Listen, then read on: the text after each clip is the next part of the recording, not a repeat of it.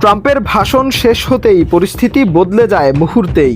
Iran ইসরায়েলের দিকে একের পর এক ক্ষেপণাস্ত্র ছুড়ে দিলে কেঁপে ওঠে তেল আবিব, হাইফা সহ একাধিক শহর। প্রতিবেদন অনুযায়ী সব হামলা ঠেকাতে পারেনি ইসরায়েলের আকাশ প্রতিরক্ষা ব্যবস্থা।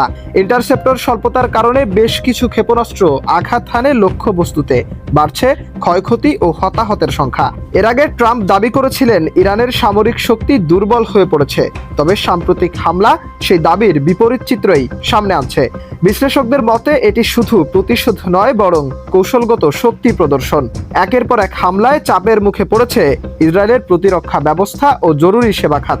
হামলার সময় একাধিক এলাকায় সতর্কতামূলক সাইরেন বেজে উঠলে মানুষ ছুটে যায় বাংকার ও নিরাপদ আশ্রয়ে। আতঙ্কে স্থবির হয়ে পড়ে স্বাভাবিক জীবনযাত্রা। বিভিন্ন সূত্র বলছে ইরান ব্যালিস্টিক ক্ষেপণাস্ত্রের পাশাপাশি ড্রোন হামলাও চালিয়েছে, যা প্রতিরক্ষা ব্যবস্থার উপর বাড়তি চাপ তৈরি করেছে। নিরাপত্তা বিশ্লেষকরা সতর্ক করেছেন, এই ধরনের সমন্বিত হামলা দীর্ঘমেয়াদী ইসরায়েলের প্রতিরক্ষা ব্যবস্থাকে দুর্বল করে দিতে পারে।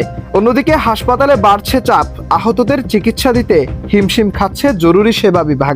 সব মিলিয়ে পরিস্থিতি দ্রুত জটিল হয়ে উঠছে, আর মধ্যপ্রাচ্যে যুদ্ধের সমীকরণ পাল্টে দিচ্ছে তেহরান।